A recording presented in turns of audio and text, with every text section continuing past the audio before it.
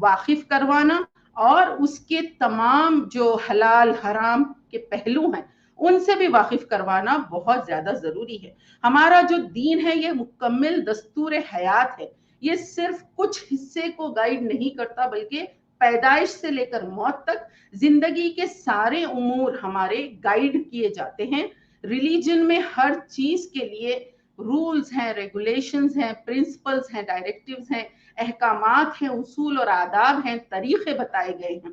تو یہ تمام چیزوں سے واقف کروانا بہت بہت ضروری ہے. اس میں جو ہماری لائف سٹائل ہے، زندگی گزارنے کا طریقہ، اس میں لباس کے احکامات ہماری بیٹیوں کو پڑھانا سمجھانا ضروری ہے. ویسے تو اولاد میں بیٹے اور بیٹیاں دونوں کو سمجھانا ہے، لیکن کیونکہ عورتیں صرف نازک ہیں اور لڑکیوں کے تحفظ کا مسئلہ بہت اہم مسئلہ ہے،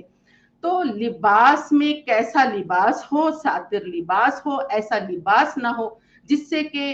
اللہ کی نافرمانی ہو رہی ہو، ایسا لباس نہ ہو جو کہ دوسرے یعنی جنس کی نخالی ہو رہی ہو، ایسا لباس نہ ہو جو دوسرے مذہب کی کسی نہ کسی طریقے سے اس میں تقلید یا فالوئنگ ہو رہی ہو. لباس کے احکام و آداب کیونکہ جو ہماری لائف سٹائل ہے اس میں جو ڈریس ہے وہ پرسنالٹی میں ڈریس بہت امپورٹنٹ ہوتا ہے. اسی طریقے سے جب بچیوں کی تعلیم اور تربیت کریں تو اکثر حجاب تو پہنا دیا جاتا ہے، بیٹیاں برقع اوڑھ لیتی ہیں، لیکن حجاب پہننے کے ساتھ جو کردار اور پرسنالٹی میں ایک ڈفرنس آنا چاہیے. محجبہ کا کردار، جو بہن حجاب پہنتی ہے وہ کس طرح اپنی عزت عصمت کی حفاظت کی فکر کرے. تبرج کیوں منع ہے؟ اللہ تعالیٰ نے کیوں فرمایا وَلَا تَبَرَّجْنَ تَبَرَّجَ الْجَاهِلِيَّةِ الْأُولَىٰ، جہالت کسی سجدج نہ دکھاتی پھرو. تو جہاں پر ہم کو حجاب کے احکام دیے گئے وہیں پر ہم کو خوشبو لگانے سے اور اپنی خوبصورتی کا اظہار کرنے سے اور پھول لگانے سے اس طرح بچتا ہوا زیور ہے. مختلف جو منع کی گئی ہیں چیزیں جو تبرج میں آتی ہیں اس کے بارے میں بھی جو ڈوز اینڈ ڈونٹس ہیں یہ سب سمجھانا ضروری ہے. جب ہم یہ بات سمجھائیں گے کہ لباس کے احکام آداب، سطر کے احکام آداب، حجاب، محجبہ کا کردار، جبھی جا کے یہ دینی تعلیم مکمل ہوتی ہے. اکثر ہم صرف پارٹلی کچھ چیزوں پر سختی اور پابندی کر دیتے ہیں، بہت بڑا حصہ ہم سے چھوٹ جاتا ہے. اسی طریقے سے بہت ضروری ہے کہ رشتے کن سے رکھے جائیں، کون سی چیزیں حلال ہیں اور کون سی چیزیں حرام ہیں. جو ہمارا تعلیمی نظام ہے اس میں ایک طرح سے جو کو ایجوکیشن ہے، خاص طور پہ جب ہائی اسکول اور اس کے بعد کا جو دور ہے،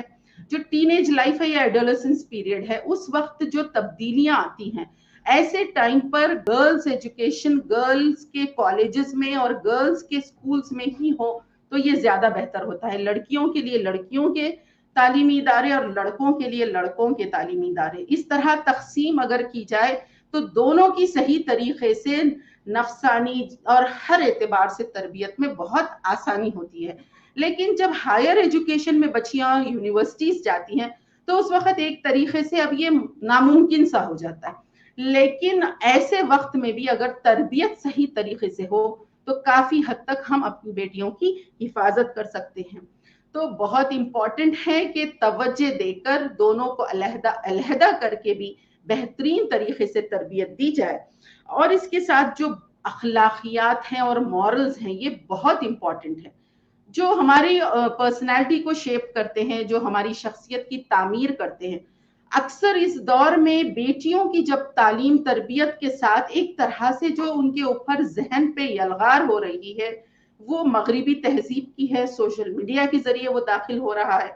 تو ایک بیوٹی کا بہت زیادہ آبسیشن ہے، خوبصورتی کی دوڑ ہے، اور جب خوبصورتی کی دوڑ آ جاتی ہے تو اس کے ساتھ پھر بے پردگی بھی خود بخود کسی نہ کسی طریقے سے شامل ہو جاتی ہے. یعنی جب ایک طرح سے حلال حرام سکھایا نہیں جاتا تو پھر یہ بھی ہوتا ہے کہ واٹس ایپ پر یا اپنے